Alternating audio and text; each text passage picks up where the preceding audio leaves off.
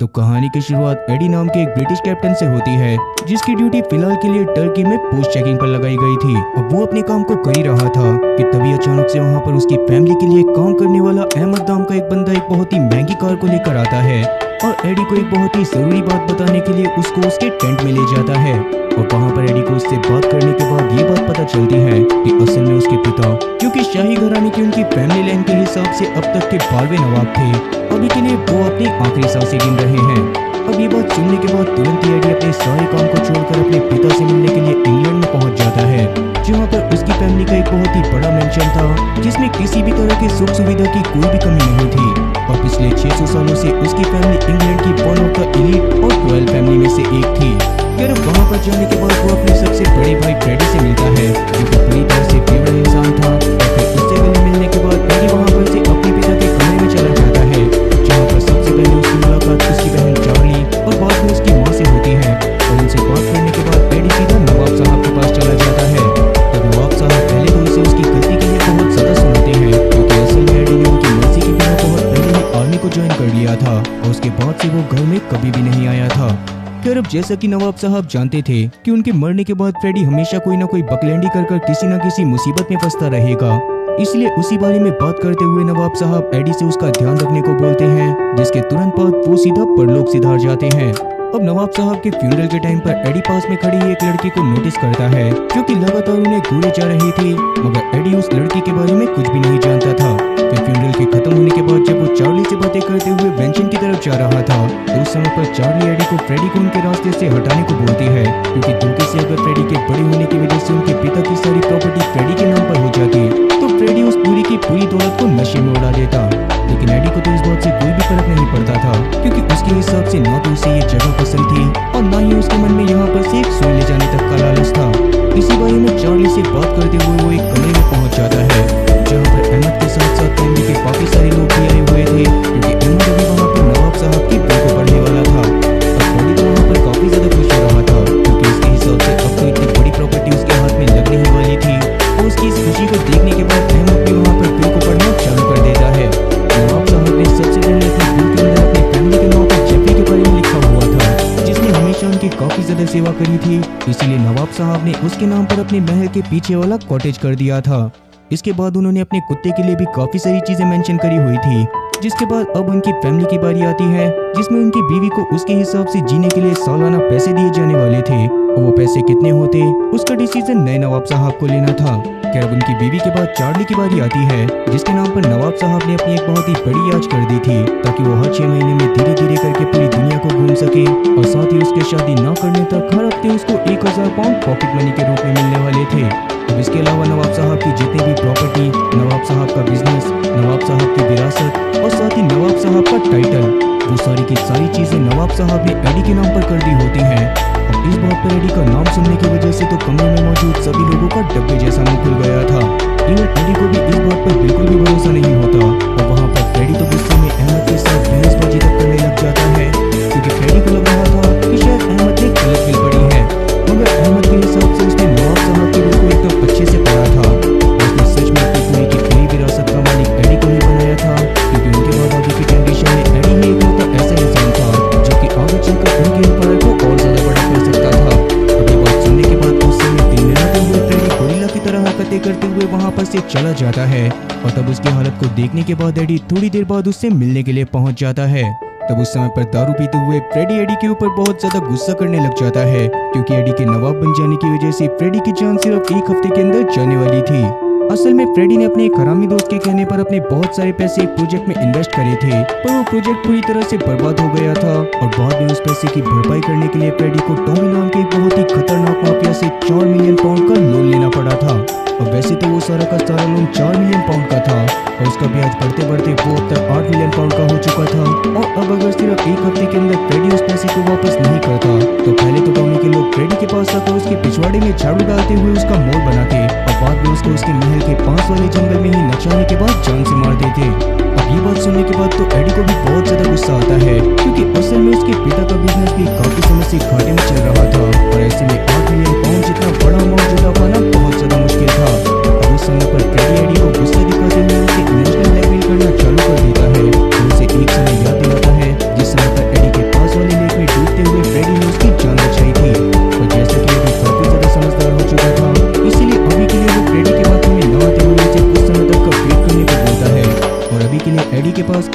से कोई भी श्योरिटी नहीं थी कि वो फ्रेडी को मोर बनने से बचा पाएगा या फिर नहीं। फिर अब एडी वहाँ पर से निकलने के बाद फ्रेडी के पिछवाड़े को बचाने के लिए अपने पिता की तिजोरी को चेक करता है, मगर उसके पिता की तिजोरी के अंदर भी सिर्फ 2 मिलियन पाउंड ही पड़े हुए थे। और साथ ही अहमद से बात करने के बाद एडी को ये बात भी पता चल गई थी कि वैसे तो प्रॉपर्टीज के मामले पर उसके पास काफी सारी प्रॉपर्टीज हैं, लेकिन उसका बैंक बैलेंस अभी 0 सन्नाटा है। तब अहमद उसको पैसे के लिए अपने पास में मौजूद एक बहुत ही बेशकीमती पेंटिंग को बेचने का इशारा करता है, जिससे वैसे तो उसको बहुत सारे पैसे मिल जाते, मगर उस पेंटिंग का बायर ढूंढने में उन्हें काफी ज्यादा समय लग जाता। फिर अभी के लिए अहमद एडी को एक बंदे के बारे में बताता है जो कि काफी समय से उनके इस पुश्तैनी महल को खरीदने की कोशिश कर रहा था, और वो इस महल की मार्केट वैल्यू से कई गुना ज्यादा पैसे देने को तैयार था। अब इस तरह से अपने पुश्तैनी महल को बेचना एडी को सही तो नहीं लगता, मगर फ्रेडी के पिछवाड़े को बचाने के लिए ये बहुत ज्यादा जरूरी था। इसलिए फिलहाल के लिए एडी उस बंदे से बात करने का डिसाइड करता है, और उसके बाद उसके बाहर जाने पर उसकी मुलाकात सूजी नाम की एक लड़की से होती है, जो कि असल में वही लड़की थी जो कि बाहर में नवाब साहब के फ्यूनरल के टाइम पर एडी को ढूंढ रही थी।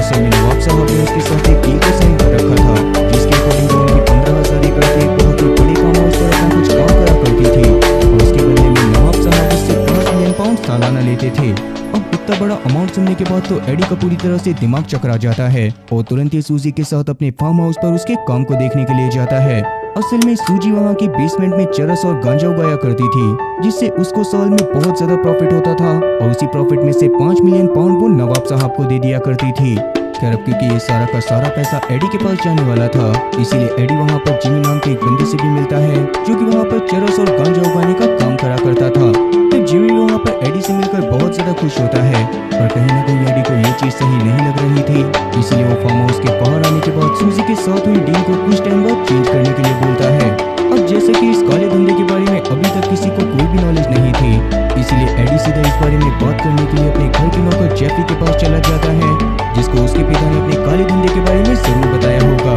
हालांकि जेफरी ने भी इस बात को एक्सेप्ट कर लिया था, और साथ ही उसे ये बात भी समझ आ गई थी कि एडी को अपने घर में इस तरह के काले कारनामे बिल्कुल पसंद नहीं आ रहे हैं, और उसके बावजूद वो एडी को समझाता है कि सूजी और उसकी फैमिली वाले बहुत ज्यादा खतरनाक है, और एडी को बस उनसे पैसे लेकर उनसे ज्यादा से ज्यादा दूरी बनाकर रखनी चाहिए। और ये बात सुनने के बाद एडी के दिमाग में एक प्लान आ गया था, जिसकी वजह से वो रात के समय में अहमद को कॉल करके महल को बेचने से साफ मना कर देता है, और फिर अगले दिन सूजी के पास कॉल करके उसे अपनी सारी सिचुएशन के बारे में बताते हुए उससे 8 मिलियन की डिमांड करता है। अब उस समय पर सूजी अपने भाई जैकी के साथ थी, जो कि असल में एक इलीगल अंडरग्राउंड फाइटर था, और वो भी टॉमी डिक्सन के खतरनाक होने के बारे में बहुत अच्छे से जानता था। क्या तब सूजी भी कुछ सोचते हुए एडी की मदद करने के लिए मान जाती है, पर उसके पास भी सिर्फ 4 मिलियन पाउंड ही थे, इसीलिए वो एडी से बाकी के 4 मिलियन पाउंड को उसकी तरफ से अरेंज करने को बोलती है। अब एडी के कॉल काटते ही अचानक से उसके पास एक हेलीकॉप्टर में स्टीवंस नाम का एक बंदा मिलने के लिए आ गया था, जो कि असल में स्टैनली नाम के एक बहुत ही बड़े आदमी का असिस्टेंट था।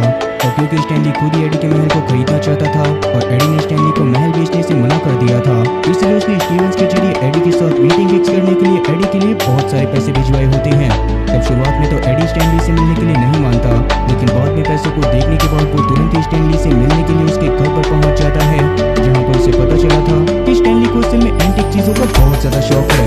इसी वजह से वो एडी को एक बहुत ही खतरनाक ऑफर देने के लिए भी तैयार था, मगर जैसे कि एडी ने अपने महल को ना बेचने का फैसला कर लिया होता है, इसीलिए वो स्टैनली के हर ऑफर को मना कर देता है। फिर उसके बाद वो स्टैनली के साथ बैठकर एक बहुत ही पुरानी और महंगी वाइन पीते हुए एडी उसको बताता है कि असल में उसके पिता के पास भी बहुत ही नया और पुरानी शराब का कलेक्शन मौजूद था, जिसके पूरी दुनिया में सिर्फ 6 ही पीसेस बचे थे, और उनमें से 4 पीसेस अभी भी एडी के पास थे। फिर तब ये बात सुनने के बाद तुरंत ही स्टैनली एडी के महल को खरीदने का प्लान कैंसिल करके उसके वाइन कलेक्शन को खरीदने का डिसाइड करता है, जिसके बदले में उसने एडी को तुरंत ही 3 मिलियन पाउंड दे दिए थे। खैर अब जैसा कि एडी के पास उसके पिता और साथ ही सूजी के पैसे मिलाने के बाद 1 मिलियन पाउंड बच भी रहे थे, इसीलिए वो बहुत ज्यादा खुश होता है, और सूजी को जाकर स्टैनली के साथ हुई डील के बारे में बताता है। तब सूजी उससे बात करते हुए उसको ये बात भी बताती है कि असल में उसने अपने पिता बॉबी क्लास के इन्फ्लुएंस की वजह से टॉमी डिक्सन के पास जाकर उससे बात करी थी, और टॉमी डिक्सन से 4 मिलियन पाउंड लेने के लिए मान गया था, पर बदले में वो फ्रेडी से अपना एक काम करवाना चाहता था।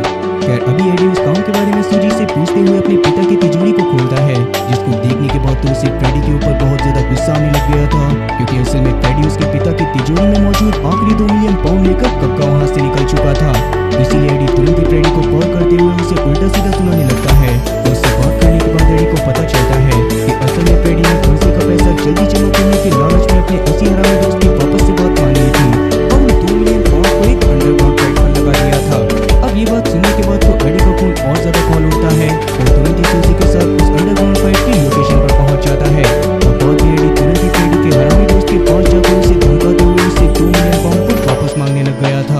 लेकिन अब तक पीट ने वो सारे के सारे पैसे फाइट में लगा दिए होते हैं, जो जानने के बाद एडी को बहुत ज्यादा गुस्सा आता है। लेकिन बाउंसर्स के वहाँ पर होने की वजह से वो अभी पीट को कुछ भी नहीं कह पाया था। तब सूजी उसको अपने साथ एक टेबल पर बैठने को बोलती है, जहाँ पर बैठकर वो फाइट के खत्म होने का इंतजार करने लग गए थे। और किस्मत बहुत ज्यादा खराब होने की वजह से वो फाइटर हार चुका था, जिस पर फ्रेडी ने पैसे लगाए थे। अब एडी भी इस बात से परेशान हो रहा था कि तभी अचानक से वहाँ पर सूजी का भाई जैकी आकर बताता है कि उन लोगों को दुखी होने की बिल्कुल भी जरूरत नहीं है, क्योंकि पीट ने हर बार की तरह फ्रेडी को धोखा देते हुए वो सारे के सारे पैसे फाइट में लगाए ही नहीं थे और उन्हें अपने पास रख लिया था। अब ये बात सुनने के बाद एडी तुरंत ही पीट के पास जाकर उसको धमकाने की कोशिश करता है, लेकिन उसके ऐसा करने से पहले ही उल्टा पीट के बॉडीगार्ड उसको धमकाने लग गए थे। और जैसा कि एडी अभी के लिए कोई भी ड्रामा नहीं करना चाहता था, इसलिए वो तुरंत ही सूजी के पास आ जाता है, जहाँ पर सूजी ने इस मामले को अपनी तरह से हैंडल करने का डिसाइड करा था। जिसके बाद वो अगले दिन एडी को अपने साथ पीट के घर के बाहर लेकर जाती है, जहाँ पर पीट के गेट पर पहुंचते ही सूजी का एक बॉडीगार्ड $2 मिलियन लेकर बाहर आता है, जो कि उसने तुरंत ही एडी के हवाले कर दिए थे। अब बाद में सूजी का दूसरा बॉडीगार्ड मारते हुए पीट को बाहर लेकर आ गया था। तब पीट उस समय पर लगातार उनसे माफी मांगने की कोशिश कर रहा था, लेकिन सूजी उसको माफ न करते हुए अपने दोनों बॉडीगार्ड से उसे थोड़ा सा और का साथ देने को बोलती है। फिर इसके बाद सूजी ने एडी को ये बात भी बता दी थी कि असल में टॉमी उनसे $4 मिलियन ही लेगा, पर जैसा कि उसने फ्रेडी का पहले मोर बनाने का डिसाइड करा था, अभी के टाइम पर वो उसका मोर नहीं बल्कि मुर्गा बनाने वाला था। मतलब कि साफ शब्दों में फ्रेडी को एक मुर्गे की कॉस्ट्यूम को पहनकर एक गाना गाते हुए टॉमी के सामने माफी मांगनी पड़ेगी। इवन वो इस चीज की वीडियो तक बनाने वाला था, क्योंकि असल में उसे पहले के टाइम पर फ्रेडी की अकड़ देखकर बिल्कुल भी अच्छा नहीं लगता था। अब वैसे तो एडी को ये चीज काफी ज्यादा अजीब लग रही थी, और जैसा कि फ्रेडी को सबक सिखाना भी बहुत ज्यादा जरूरी था, इसीलिए वो फ्रेडी से जाकर इस बारे में बात करता है, जिसने शुरुआत में तो टॉमी से माफी मांगने से साफ इनकार कर दिया था, मगर बाद में एडी उसके ऊपर बहुत ज्यादा गुस्सा करते हुए उसे ये काम करने के लिए मना लेता है। फिर अब थोड़ी ही देर बाद टॉमी वहाँ पर अपने कैशियर के साथ आ गया था, जिसको एडी के पास से लिया हुआ $4 मिलियन का बैग देने के बाद उन पैसों को गिनने के लिए बोलता है, और खुद जाकर फ्रेडी का मुर्गे वाला डांस देखने लगता है। उस दौरान वो फ्रेडी की वीडियो बनाते हुए उसे जमीन पर जमीन करे जा रहा था, जिससे फ्रेडी को बिल्कुल भी अच्छा नहीं लगता और कहीं ना कहीं एडी को भी ये बहुत ज्यादा बुरा लग रहा था। उस समय पर टॉमी के हाथ पार करने पर एडी उसको रोकने की कोशिश करता है, मगर पहले उनके एडी हो जाने की वजह से सूजी और साथी टॉमी दोनों ही एडी को शांत करवा दिया था। फिर अभी फ्रेडी भी बहुत ज्यादा जलील फील करते हुए पास के बाथरूम में जाकर रोने लग गया था, मगर अभी के लिए कुछ सोचते हुए वो एक गन को लेकर बाहर जाता है और गुस्से में एडी और साथी सूजी के सामने टॉमी डिक्सन का भेजा उड़ा देता है। ये देखने के बाद तो एडी और साथी सूजी की पट के 4 से 64 हो गई थी, क्योंकि टॉमी डिक्सन का बड़ा भाई असल में उससे भी बहुत बड़ा गैंगस्टर था, और ये बात 100% श्योर थी कि वो टॉमी डिक्सन की मौत का बदला जरूर लेगा। लेकिन फ्रेडी को तो इस बात से घंटा मतलब नहीं होता, और वो बाहर जाने के बाद चिल्लाते हुए अपना सिगार निकालकर उसे पीने लगता है। पर जैसा कि अब तक टॉमी डिक्सन के कैशियर को टॉमी के मरने के बारे में पता चल गया था, इसीलिए वो सूजी और साथी एडी के सामने इस बात को किसी को भी न बताने का वादा करता है और तुरंत ही अपनी जान बचाने के लिए महल के बाहर जंगल की तरफ भागने लग जाता है। लेकिन तब उसके भागते समय फ्रेडी की नजर उसके ऊपर पड़ गई थी, और अभी के लिए वो टॉमी के साथ साथ टॉमी के कैशियर को भी खत्म कर देना चाहता था। फिर उतने में ही एडी खुद भी भागते हुए कैशियर को पकड़ने के लिए आ जाता है, जिस दौरान जेफरी भी उनकी मदद करने के लिए आ गया था। और उसके बाद एडी, फ्रेडी और साथ ही जेफरी तीनों के तीनों ही जंगल की तरफ उस कैशियर को ढूंढने के लिए निकल गए थे।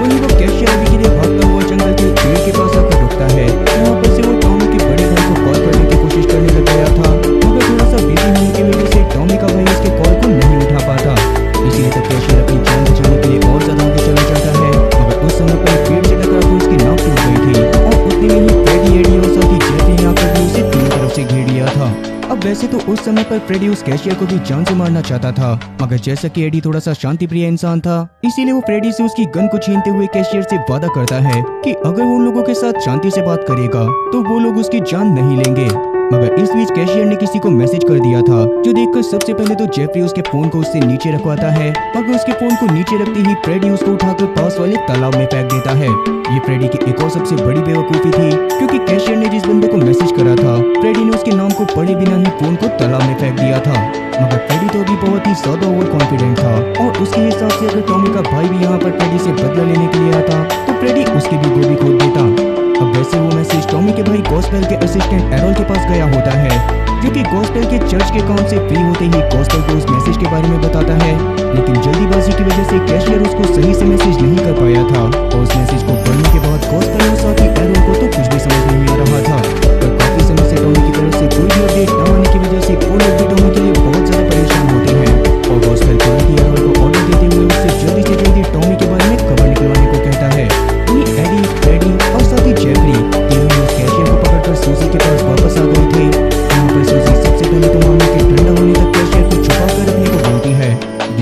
उसे अपने साथ अपने गांजे के फार्म पर जिमी के पास ले गई थी और उसने जिमी को ही कैशियर के ऊपर नजर रखने का काम दे दिया था। फिर जिमी के साथ सारी चीजें क्लियर करने के बाद वो सबसे पहले तो एडी को साइड में बुलाती है, जहाँ पर सूजी ने गॉस्पेल के बहुत ही ज्यादा खतरनाक होने के बारे में एडी को बता दिया था, क्योंकि असल में गॉस्पेल एक चर्च का फादर था, जिसकी वजह से उसके साथ बहुत सारे लोग जुड़े हुए थे। मगर चर्च के अंदर ही वो बहुत सारे लोगों को जान से मार चुका था और उसके फॉलोअर्स किसी भी सिचुएशन में उसका साथ देने से नहीं कतराते थे, जिसका मतलब साफ था कि अगर धोखे से भी गॉस्पेल को उसके भाई के असली कातिल के बारे में पता चल जाता तो वो किसी भी हालत में उसको खत्म करके रहता। अब ये बात सुनने के बाद तो एडी की कच्ची भी गीली हो गई थी, मगर सूजी के पास इस सब को हैंडल करने का एक प्लान होता है, जिसके अकॉर्डिंग वो सबसे पहले तो टॉमी की लाश को ठिकाने लगाने के लिए अपने एक बहुत ही भरोसेमंद साथी फेलिक्स को कॉल करती है, जिस दौरान फेलिक्स भी उसकी मदद करने के लिए तुरंत ही मान गया था और सूजी के साथ ही तुरंत ही फेलिक्स को अपने साथ एडी के महल में लेकर आ गए थे। तब उसके स्वागत में सबसे पहले तो सूजी उसके लिए गाड़ी में ही कॉफी लेकर आती है, जिसके बाद फेलिक्स ने भी अपने कपड़ों को चेंज करने के बाद डिसाइड कर लिया था और टॉमी की बॉडी को ठिकाने लगाने के बाद उसके गवाह को भी ठिकाने लगा देगा। पर जैसे कि एडी ने कैशियर से वादा करा था कि वो लोग उसको जान से नहीं मारेंगे, इसीलिए तब एडी अपने प्लान को पूरी तरह से चेंज करने के बाद डिसाइड करता है कि वो सबसे पहले तो टॉमी की लाश को एक गाड़ी में डालकर उसके अंदर कैशियर के फोन को डाल देंगे और बाद में उस गाड़ी को एक बोट के पास छोड़ देंगे, ताकि आगे चलकर गॉस्पेल को वो गाड़ी बहुत आराम से मिल जाए। पर गाड़ी के अंदर कैशियर के फोन को देखने के बाद उसे ऐसा ही लगेगा जैसे कि कैशियर ने पैसे के लालच में आकर टॉमी को जान से मार दिया हो और वो पैसे के बैग को लेकर वहां पर से भाग गया हो। इवन उन लोगों ने टॉमी के फोन में फ्रेडी की वीडियो को बनाने का भी डिसाइड कर लिया था, ताकि उनकी कहानी और ज्यादा सच्ची लगे और अगर आगे चलकर गॉस्पेल उनके पास आकर उनसे बात करता भी तब भी वो उसे यही बोलते कि उनके सामने ही कैशियर और साथ ही टॉमी की थोड़ी सी बहसबाजी हो गई थी और वहाँ पर चीजें थोड़ी सी शॉर्ट आउट होने के बाद वो लोग पैसे लेकर वहाँ पर से चुपचाप निकल गए थे। अब वैसे इस सब से उस कैशियर की जान को भी बहुत ज्यादा खतरा हो सकता था, इसीलिए एडी ने उसको 2 मिलियन पाउंड देकर किसी और शहर में भेजने का फैसला कर लिया था। लेकिन वो कैशियर को किसी दूसरे शहर में सिर्फ तभी बेचने वाला था जब एक बार गॉस्पेल से बात करने के बाद गॉस्पेल को उनकी बनाई गई स्टोरी के ऊपर पूरी तरह से भरोसा हो जाता। हालांकि सूजी को एडी का ये प्लान बिल्कुल भी अच्छा नहीं लगता, मगर एडी अपनी बात पर अड़ा रहता है क्योंकि वो ऑलरेडी कैशियर को अपनी जबान दे चुका था। फिर अब वापस से एडी अपने भाई के पास जाकर उसे नचनिया बनने का बोलता है, जिस पर फ्रेडी ने तो इसके लिए साफ मना कर दिया था, मगर एडी के ऊपर फ्रेडी के गुस्से में चांटा मारकर उससे जबरदस्ती मुजरा करवाता है और बाद में सारी चीजों को इसी तरह से अरेंज कर देता है जैसा कि उसने अपने प्लान में डिसाइड करा था। वैसे हाँ, फ्रेडी के डांस को देखने के बदले में आप लोगों को भी #फ्रेडी द नचनिया कमेंट सेक्शन में लिख देना चाहिए। फिर अब उस समय पर रूम में बैठे बाकी सारे लोग भी फ्रेडी के मुर्गी डांस का मजा ले रहे थे कि तभी अचानक से वहाँ पर एडी की माँ आकर उन्हें किसी इनविटेशन के बारे में बताती है, जो कि स्टैनली नाम के किसी बहुत ही अमीर आदमी की तरफ से आया था और उनके हिसाब से एडी को वहाँ पर जाना चाहिए था। तब सूजी के हिसाब से तो वो लोग वहाँ पर जरूर जाने वाले थे, मगर इसके बारे में आगे बात करने से पहले ही एडी के पास गॉस्पेल का कॉल आ जाता है, जो कि उससे टॉमी के बारे में पूछने लग गया था। तब उस समय पर एडी अपने आप को शांत करते हुए अपने प्लान के अकॉर्डिंग गॉस्पेल से यही बोलता है कि सुबह के टाइम पर टॉमी और उसका कैशियर यहाँ पर आए थे और फ्रेडी की वीडियो को बनाने के बाद वो यहाँ पर से 4 मिलियन पाउंड लेकर चले गए थे। और जैसा कि गॉस्पेल को अभी दांव में कुछ काला लग रहा था, इसीलिए वो अगले दिन एडी के महल में आकर उससे मिलने का डिसाइड करता है, जिस पर एडी भी तुरंत ही मान गया था। जिसके बाद गॉस्पेल डिसाइड करेगा एक परफेक्ट टाइम पर एरो और अपने बाकी सारे साथियों के साथ एडी के महल में पहुंच जाता है। इस दौरान एडी और साथी फ्रेडी उनका स्वागत करने के लिए अपने गेट पर खड़े हुए थे, जहाँ पर एडी को तो फ्रेडी का बिहेवियर देखने के बाद काफी ज्यादा हंसी आ रही थी, क्योंकि पहले के टाइम पर वो गॉस्पेल के बारे में काफी सारी उल्टी सीधी चीजें बोल रहा था, मगर गॉस्पेल के सामने आने के बाद तो उसकी फट के चाव से चौसठ हो चुकी थी। तो गॉस्पेल और एरल फ्रेडी और एडी के साथ अंदर जाकर उनसे बातें करते हुए टॉमी और साथी कैशियर के बारे में पूछने लगते हैं, जहाँ पर एडी ने गॉस्पेल से बातें करते हुए उससे ये चीज बोल दी थी कि यहाँ पर आने के बाद टॉमी कैशियर के ऊपर बहुत ज्यादा चिल्ला रहा था, पर बाद में पैसों को गिनने के बाद वो चुपचाप वहाँ पर से चले गए थे। तब ये बात सुनने के बाद गॉस्पेल को उन पर थोड़ा सा भरोसा हो जाता है, तो उसके बावजूद भी वो एडी और फ्रेडी के सामने यही पूछता है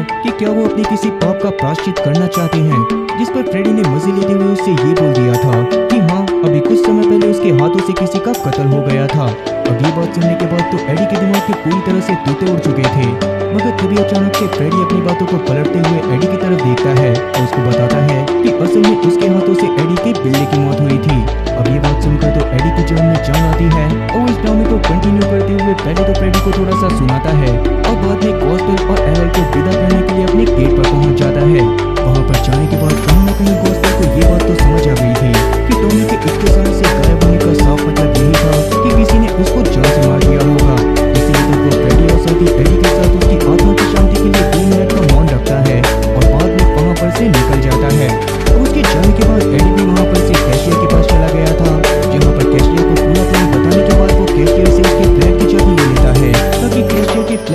जाकर वो कैशियर के पासपोर्ट को लेकर आ सके। लेकिन जैसे ही एडी कैशियर के फ्लैट में पहुंचता है तभी अचानक से उसकी नजर वहां पर बैठे गॉस्पेल के एक आदमी के ऊपर पड़ती है, जो कि गाने सुनने की वजह से अभी एडी के ऊपर ध्यान नहीं दे पाया था। इसलिए एडी बहुत ही सावधानी के साथ सबसे पहले तो पासपोर्ट को लेकर वहां पर से बाहर निकलने की तैयारी करने लग गया था, मगर तब धोखे से उसका पैर लगने से ऑक्स केबल निकल जाती है, जिसकी वजह से उस आदमी को भी फ्लैट में किसी के होने के बारे में पता चल गया था। ये देखकर एडी तुरंत ही उस आदमी के ऊपर हमला करते हुए पास के टेबल पर रखी एक गन को उठाने की कोशिश करता है, जिस दौरान वो आदमी भी उससे उस गन को छीनने की कोशिश करने लग गया था, जिससे सबसे पहले तो एक गोली एडी के पेट में लगती है, मगर बाद में एडी ने उस बंदे के हाथ को कंट्रोल करते हुए दूसरी गोली से उसी बंदे को खत्म करवा दिया था।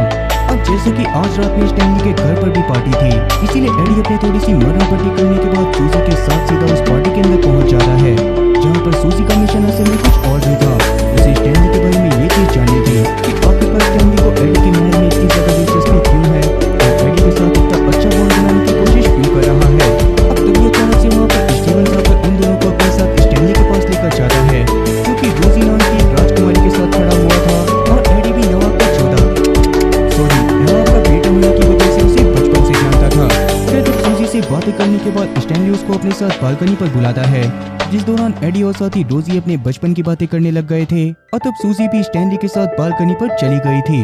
तब बालकनी पर जाने के बाद स्टैनली उसको अपने साथ बिजनेस करने का ऑफर देता है, जिसके बदले में सूजी को बहुत सारा फायदा होने वाला था। मगर जैसा कि सूजी एडी के घर पर ही अपना काम करने में इंटरेस्टेड थी, तो स्टैनली के ऑफर को साफ साफ ठुकराते हुए वापस से अंदर की तरफ चली जाती है। तब उस समय पर उसे पार्टी में एडी और साथी रोजी दिखाई नहीं देते, क्योंकि असल में एडी के जहाँ पर गोली लगी थी वहाँ पर से खून आने लग गया था, और इसीलिए रोजी उसकी पट्टी करने के लिए उसे अपने साथ कमरे में लेकर चली गई थी।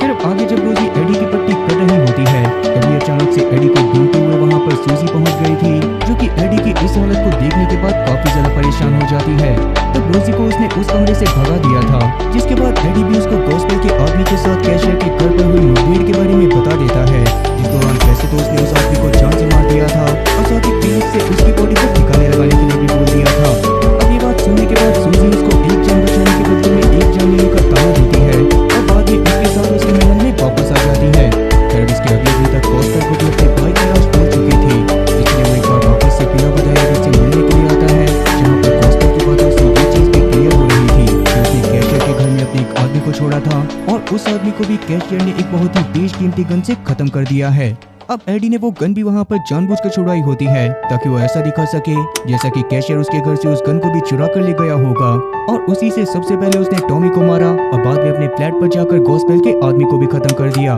फिर अब जैसा कि गॉस्पेल को टॉमी के फोन के अंदर फ्रेडी की मुजरे वाली वीडियो भी मिल गई थी, इसीलिए उसे एडी की बातों पर पूरी तरह से भरोसा हो जाता है, और वो अपने सारे के सारे साथियों को जल्दी से जल्दी कैशियर को ढूंढ कर लाने के लिए लगा देता है। साथ ही उस समय पर गॉस्पेल गुस्से में एडी की गन को भी अपने साथ लेकर चला गया था, ताकि बाद में कैशियर के मिलने पर वो कैशियर को उसी गन से खत्म कर सके। फिर अब जैसे कि फ्रेडी के ऊपर से खतरा पूरी तरह से टल चुका था, इसलिए एडी फ्रेडी को अपने साथ सूजी की गांजे की खेती को भी दिखाने के लिए ले जाता है, जिसको देखने के बाद तो फ्रेडी का मुंह खुला का खुला रह गया था। और अब जैसा कि एडी ने कैशियर से वादा करा था कि सारी चीजें शॉर्ट होने के बाद वो उसे 2 मिलियन पाउंड देकर किसी और शहर में भेज देगा, इसीलिए वो कैशियर को अपने साथ एक कोर्ट पर लेकर जाता है, जहाँ पर एडी ने कैशियर को 2 मिलियन पाउंड देने के बाद उसे एक शिप में बिठा दिया था, और कैशियर भी खुशी खुशी अपनी लाइफ को वापस से चालू करने के लिए वहाँ से निकल गया था। इवन अब जैसे कि एडी ने डिसाइड करा था कि वो सूजी के साथ बिजनेस के मामले में भी थोड़े से चेंजेस करेगा, इसीलिए वो सूजी के पास जाकर उसे बॉबी ग्लास से मिलाने की बात करता है, जिस पर सूजी भी मानते हुए उसे अपने साथ एक बहुत ही आलीशान जेल में लेकर आ गई थी, जहाँ पर ही बॉबी ग्लास को रखा गया था। लेकिन उस जगह को देखने के बाद कोई भी इस बात को नहीं कह सकता था कि बॉबी ग्लास को वहाँ पर उसके पुराने गुनाहों की सजा काटने के लिए रखा गया है, और उस जगह को देखने के बाद तो उल्टा ऐसा लग रहा था जैसे कि बॉबी ग्लास वहाँ पर वैकेशन मनाने के लिए आया हो। फिर अब जैसे कि एडी अंडरवर्ल्ड से किसी भी तरह का कनेक्शन नहीं रखना चाहता था, इसीलिए वो बॉबी ग्लास को इस साल के अंत तक का टाइम देता है, ताकि वो उसकी प्रॉपर्टी को खाली कर सके। इस बारे में सुनने के बाद तो सूजी और साथी बॉबी ग्लास दोनों का ही दिमाग खराब हो गया था, पर अभी के लिए वो इस बात को बहुत ही ज्यादा लाइटली लेते हुए इस बारे में सोचने का डिसाइड करते हैं, और बाद में एडी वहाँ पर से सूजी के साथ वापस आ जाता है। तो रास्ते में सूजी के हिसाब से एडी को बॉबी से इस तरह से बात नहीं करनी चाहिए थी, क्योंकि वो एडी की मदद करते हुए चुपचाप अपना बिजनेस कर रहे थे, और आगे चलकर भी एडी को इससे कोई भी दिक्कत नहीं होने वाली थी। मगर एडी अभी के लिए अपनी बात पर अड़ा रहता है, क्योंकि वो जल्दी से जल्दी अंडरवर्ल्ड से पूरी तरह से कनेक्शन को खत्म करना चाहता था, ताकि वो आगे चलकर चैन की जिंदगी जी सके। पर सूजी इस बात को अच्छे से जानती थी कि वो अपने काम के बाद एडी की सेफ्टी के लिए हर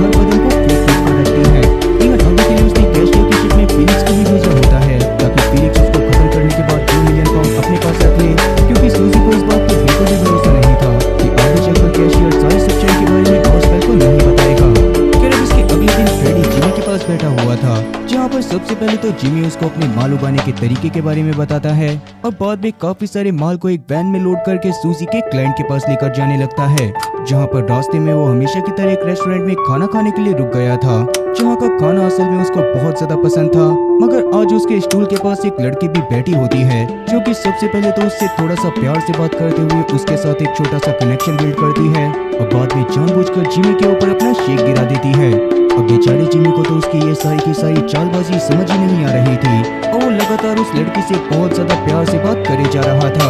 लेकिन उसी दौरान वो लड़की जिमी के पास मौजूद उसकी वैन की चाबी को उठा लेती है और जिमी की नजरों से बचती हुई उस चाबी को अपने बगल से गुजरने वाली एक दूसरी औरत को दे देती है। और जैसा कि जिमी को अब तक इन सब चीजों के बारे में कुछ भी नहीं पता था, इसी बात का फायदा उठाते हुए वो औरत तुरंत ही जिमी की वैन को लेकर रफू चक्कर हो गई थी और वहीं जिमी तो अपने कपड़ों को साफ करने के बाद उसी लड़की से बातें करने में लगा हुआ था कि तब उस लड़की से बातें करते हुए वो बाहर आकर उसका नंबर भी ले लेता है और उस लड़की के वहाँ पर से जाने के बाद अपनी वैन के पास आने लगता है। मगर अपनी वैन की पार्किंग लोकेशन पर आने के बाद तो उसका दिमाग पूरी तरह से चकरा गया था, क्योंकि उसके वैन में मौजूद माल के साथ साथ पूरी की पूरी वैन ही गायब हो गई थी। फिर अब इसके थोड़ी देर बाद सूजी को उसकी क्लाइंट टोनी का कॉल आता है, जिसने उसको बता दिया था कि जिमी अब तक उसके पास माल को लेकर नहीं पहुंचा है। ये बात सुनने के बाद तो सूजी खुद भी काफी ज्यादा परेशान हो गई थी और जिमी को बहुत ज्यादा कॉल करने के बावजूद भी जिमी उसके फोन को नहीं उठा रहा था। अब सबसे बड़ी दिक्कत ये थी कि टोनी के पास माल ना पहुंचने की वजह से टोनी काफी ज्यादा गुस्से में था और अभी के लिए सूजी के पास इतना ज्यादा स्टॉक भी नहीं बचा था कि वो टोनी को उसके पैसे के हिसाब से वापस से माल भेज सके। तो सूजी के धंधा करने का एक रूल था कि एक बार अगर उनके पास पैसे आ जाते थे तो वो किसी भी हालत में माल की डिलीवरी करके ही रहते थे। पर जैसे कि अभी के टाइम पर ये चीज पॉसिबल नहीं हो सकती थी, तो टोनी ने सूजी को उसके बदले में एक दूसरा काम करने के लिए दिया था, जिसमें उसको एक सुपर कार के शोरूम से एक बहुत ही बेशकीमती सुपर कार को चुराना था। और अगर सूजी इस काम को नहीं करती और टोनी के पास उसका माल भी टाइम पर नहीं पहुंचता, तो इससे सूजी की मार्केट में बहुत ज्यादा बेइज्जती होती। इसीलिए तब वो एडी को इन सब चीजों के बारे में बताते हुए उसकी मदद मांगती है, जिस पर वैसे तो एडी ने उसकी मदद करने से साफ मना कर दिया था, मगर बाद में कुछ सोचते हुए वो सूजी की मदद करने के लिए मान जाता है। तब इसके बदले में उसने सूजी के सामने शर्त रखी थी कि जब तक सूजी उसकी प्रॉपर्टी को खाली करके अपने तामझाम को कहीं और पर शिफ्ट नहीं करती, तब तक सूजी को उससे ज्यादा पैसे देने पड़ेंगे। तब सूजी अपनी खोई हुई इज्जत बचाने के लिए इस पर तुरंत ही मान जाती है, जिसके बाद वो एडी को लेकर अपने साथ जैकी और साथी टोनी के पास आ गई थी। उस दौरान एडी तो अपना नवाबी अंदाज दिखाते हुए साइड में किसी से कॉल पर बात करने लग गया था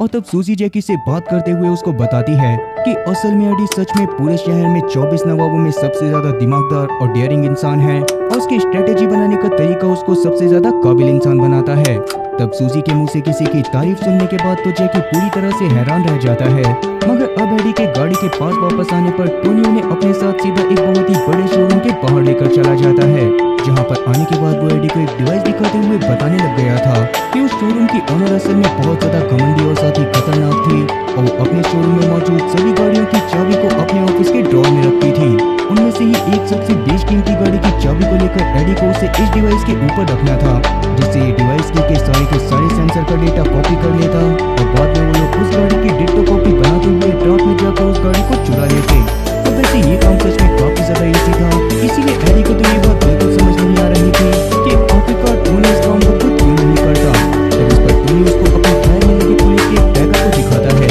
जिसकी वजह से वो खुद इस काम को करने पर तुरंत ही पकड़ा जा सकता था और अगर वो अपने साथ में रहने वाले चपलियों को उस गाड़ी के शोरूम में भेज भी देता तो उनकी शक्ल देखकर ही शोरूम वाले ने तुरंत वहाँ पर से भगा देते। तो गाड़ी को चुराने के लिए एडी ने फ्रेडी को भी इस प्लान में शामिल करने का मन बना लिया था, जिसकी वजह से वो फ्रेडी के पास जाकर उसे एक प्लान के बारे में बताता है, जिसमें उसको फ्रेडी की वाइफ की जरूरत भी पड़ने वाली थी। वहीं दूसरी तरफ जेफरी अभी के लिए जंगल में शिकार करने के लिए गया हुआ था, मगर तभी उसकी नजर जंगल में बेहोश पड़े जिमी के ऊपर पड़ती है, जिसको उठाकर वो तुरंत ही एडी के महल में लेकर आ जाता है। वहीं दूसरी तरफ एडी अभी के लिए फ्रेडी और साथ ही उसकी वाइफ टैमी के साथ उस कार के शोरूम पर पहुंच गया था, जहां पर वो अपने आप को ऐसा एजेंट दिखाते हुए फ्रेडी को एक बहुत ही बड़ा नवाब बताता है, जो कि उस शोरूम की सबसे महंगी गाड़ी को खरीदना चाहता था। तो उस शोरूम की ओनर भी उन्हें अपने साथ गाड़ियां दिखाने के लिए ले गई थी, जहाँ पर सबसे पहले तो दिखावा करते हुए फ्रेडी एक लैम्बोर्गिनी को पसंद करता है, पर किसी वजह से बहाना बनाते हुए उस शोरूम ओनर ने उस गाड़ी को बेचने से मना कर दिया था। और जैसा कि उन लोगों को वहाँ पर से उसी लैम्बोर्गिनी को चुराना था,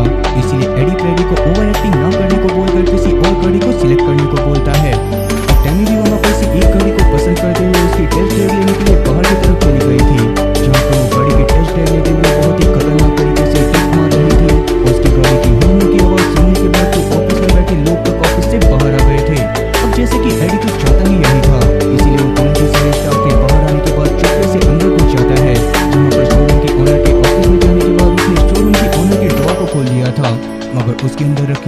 की कटी हुई उंगली देखने के बाद तो एडी का दिमाग खराब हो जाता है, मगर अभी के लिए वो जैसे तैसे खुद को कंट्रोल करके गाड़ी की चाबी को ढूंढता है और बाद में उसके सारे के सारे डेटा को कॉपी करने लग जाता है। वहीं दूसरी तरफ अब तक शोरूम के ओनर को ये बात पता चल गई थी कि एडी उस जगह पर मौजूद नहीं है, इसीलिए वो परेशान होकर तुरंत ही अपने ऑफिस की तरफ जाने लगती है। मगर किस्मत से उसके ऑफिस में पहुंचने से पहले ही एडी अपने काम को खत्म करके चुपचाप चेयर पर बैठ गया था और अभी के लिए वो शोरूम के ओनर से बात करते हुए उन गाड़ी के पेपरों के बारे में बात करने की डिमांड रखता है। लेकिन उस ओनर के हिसाब से एडी को सबसे पहले तो टैमी को उस गाड़ी से नीचे उतारने की जरूरत थी, क्योंकि उस गाड़ी का इंश्योरेंस नहीं था और उसके बावजूद भी टैमी उसको बहुत ही ज्यादा खतरनाक तरीके से चला रही थी। अब ये बात सुनने के बाद एडी तुरंत ही उस शोरूम के ओनर से बातें करते हुए टैमी के पास जाकर उससे गाड़ी रोकने को बोलता है, जिसको देखने के बाद टैमी इस बात को समझ गई थी कि एडी का काम पूरा हो गया है, इसीलिए वो गाड़ी से नीचे उतरकर सबके सामने ड्रामा करने लगती है कि उस गाड़ी के अंदर काफी सारी खराबियां हैं और उसे इस तरह की गाड़ी नहीं चाहिए।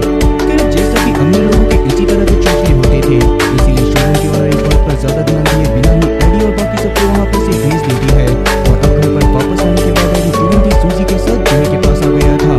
जिमी के होश में आने पर जिमी सबसे पहले तो उन्हें बेस्ट फ्रेंड मिलने लड़की गैब्रियल के बारे में बताता है, जिसके बारे में सोच कर वो अभी भी लगातार मुस्कुराए जा रहा था और उसे गैब्रियल के ऊपर बिल्कुल भी शक नहीं था। खैर अब इसके आगे वो बात की स्टोरी बताता है कि उसकी वैन के चोरी होने के बाद उसके फोन की बैटरी पूरी तरह से खत्म हो गई थी और फिर रोड पर जाने के बाद जब वो लोगों से लिफ्ट मांगने की कोशिश कर रहा था तो उस समय पर एक ब्लैक गाड़ी में 4 लोगों ने उसके पास आकर उसकी मदद करी थी, मगर बाद में उन्हीं लोगों ने उसकी ऐसी तैसी करने के बाद उसके कपड़े तक छीनते हुए उसे जंगल में नंगा छोड़ दिया था। अब ये बात सुनने के बाद सूजी सबसे पहले तो अपने एक साथी से रेस्टोरेंट में जाकर वहाँ की छानबीन करने को बोलती है और कहीं न कहीं वैसे तो वो गैब्रियल के बारे में भी खबर निकलवाना चाहती थी, मगर जिमी को गैब्रियल के ऊपर कोई भी शक न होने की वजह से वो गैब्रियल के बारे में कोई भी छानबीन नहीं करती। खैर इसके बाद एडी सूजी को अपने साथ अपने ऑफिस में ले जाकर उस कटे हुए आदमी की उंगली के बारे में बताता है जो कि उसे शोरूम ओनर के ड्रॉर में दिखाई दी थी।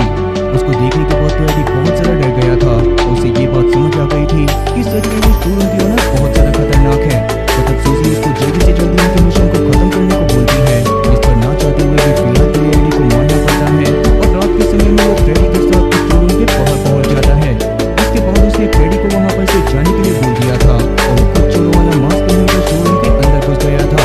लेकिन अभी के लिए एडी की टेंशन लेते हुए फ्रेडी बाहर ही रुका हुआ था और साथ ही बहुत ज्यादा कोशिश करने के बावजूद भी उसकी गाड़ी चालू नहीं हो रही थी, जिसके बारे में एडी को थोड़ा बहुत अंदाजा होता है, इसीलिए वो जल्दी से जल्दी काम खत्म करने के लिए पास में मौजूद एक गाड़ी का सायरन ऑन करता है और जैसे ही शोरूम के गेट को खोलकर एक बंदा बाहर देखने के लिए आता है तो उस समय पर मौका पाकर एडी जल्दी से शोरूम के अंदर घुस जाता है। तब अंदर जाने के बाद वो लैम्बोर्गिनी को चालू करके उस लैम्बोर्गिनी के अंदर बैठ चुका था, मगर तभी अचानक से उसे किसी आदमी के बहुत ही बुरी तरह से पिटने की आवाज आती है, जिसको शोरूम की ओनर अपने साथियों के साथ मिलकर बहुत ही बुरी तरह से मार रही थी। अब माहौल थोड़ा सा शांत होने पर एडी तुरंत ही उस आदमी के पास जाकर उसे पी करवाते हुए अपनी गाड़ी के अंदर बिठा लेता है और उसको भी लेकर गाड़ी को स्टार्ट करते हुए तुरंत ही बाहर की तरफ जाने लगता है। शोरूम के ओनर का तो ये चीज देखने के बाद पूरी तरह से दिमाग हिल चुका था, जिसकी वजह से वो अपने सभी साथियों को जल्दी से जल्दी उस गाड़ी का पीछा करने को बोलती है, मगर एडी अपनी कमाल की ड्राइविंग स्किल दिखाते हुए उस गाड़ी को लेकर वहाँ पर से निकल जाता है। तब उसको देखने के बाद फ्रेडी भी उस जगह पर से निकलने की कोशिश कर रहा था, मगर किस्मत खराब होने की वजह से उसकी गाड़ी उस समय पर काम करना बंद कर देती है, जिसके कारण शोरूम के ओनर के एक आदमी ने उसे पकड़ लिया था। इन सभी बातों से अनजान एडी अभी के लिए उस गाड़ी को साइड में लाकर रोकता है, जहाँ पर अपने साइड में बैठे बंदे के चेहरे के ऊपर से पर्दा हटाने पर एडी को ये बात पता चली थी कि वो बंदा असल में टोनी के लिए ही काम करता है। टोनी ने सूजी को धोखा देते हुए उससे अपने और सारा काम करवाने के लिए उस बंदे को पहले ही उस लैम्बोर्गिनी को चुराने के लिए भेजा था, मगर उस दौरान शोरूम की ओनर उसको पकड़कर उससे टोनी के बारे में पूछने लग गई थी। इवन अभी के लिए टोनी का आदमी इतना ज्यादा डर चुका होता है कि वो एडी से जल्दी उस गाड़ी को वापस करके आने को बोलता है और साथ ही उसे गाड़ी की डिग्गी में मौजूद 3.5 मिलियन का कोकेन भी दिखाता है। असल में टोनी को ये गाड़ी नहीं बल्कि इस गाड़ी की डिग्गी में पड़ा हुआ कोकेन चाहिए था और शोरूम की ओनर ने भी इस गाड़ी को बेचने से इसीलिए मना करा था क्योंकि उस समय भी गाड़ी की डिग्गी के अंदर ये कोकेन पड़ा हुआ था। अब ये सारी चीजें बताते हुए वो बंदा रोड के बीच में आ गया था, जिसकी वजह से एक ट्रक वाले से एक्सीडेंट हो जाने की वजह से मौके पर ही उसकी मौत हो जाती है। तब एडी भी तुरंत ही उस लैम्बोर्गिनी को लेकर सूजी के पास पहुंच जाता है, जहां पर सूजी उसको एक रुमाल देते हुए उसके चेहरे पर लगे खून को साफ करने को बोलती है और उससे सभी चीजों के बारे में जानती है। अब जैसा कि सूजी इस बात को जानती थी कि इस माल की वजह से काफी बड़ा लफड़ा हो सकता है, इसीलिए उसने तुरंत ही शोरूम के ओनर को इस माल को वापस करने को डिसाइड कर लिया था। तभी अचानक से शोरूम के ओनर का कॉल एडी के पास आता है, जिसने उसे फ्रेडी के अपने कब्जे में होने के बारे में बता दिया था, जो सुनकर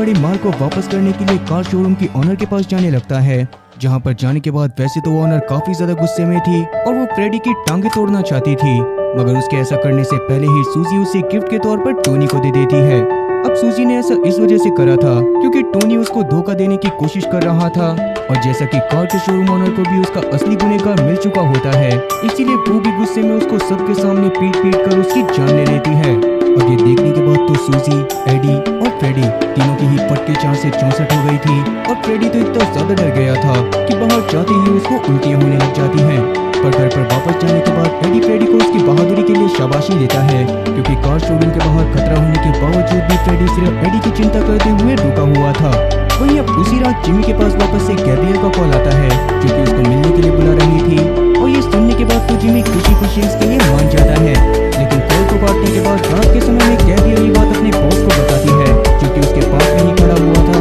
और ये बात सुनने के बाद वो बंदा भी खुश होते हुए वहाँ पर मौजूद सूजी के माल वाले ट्रक में आग लगा देता है। इवन अभी उसने ये भी डिसाइड कर लिया था कि वो किसी भी हालत में सूजी और साथी एडी को बर्बाद करके छोड़ेगा। अब ये चूत-फूटिया कौन है जो कि एडी और सूजी की केस फ्रेंड में लेसमेंट देना चाहता है? आगे चलकर वो एडी और साथी सूजी को किस तरह से बर्बाद करने की कोशिश करेगा? क्या एडी सच में सूजी को अपने घर से भगा देगा? और सबसे बड़ा सवाल कि जब इस चूस-पूतिया के बारे में एडी और साथी सूजी को पता चलेगा तो वो इस बात पर किस तरह से रिएक्ट करेंगे? माफ करना, वीडियो के इतना ज्यादा बड़े हो जाने की वजह से मैं इन सभी सवालों के जवाब आपको इसके नेक्स्ट पार्ट में दूंगा, क्योंकि वीडियो ऑलरेडी काफी ज्यादा बड़ी हो चुकी है। पर क्या सच में मुझे इसके सेकंड पार्ट को लेकर आना चाहिए या फिर किसी और सीरीज को कंटिन्यू करना चाहिए? मतलब कि क्या सच में आपको इसकी कहानी पसंद आ रही है?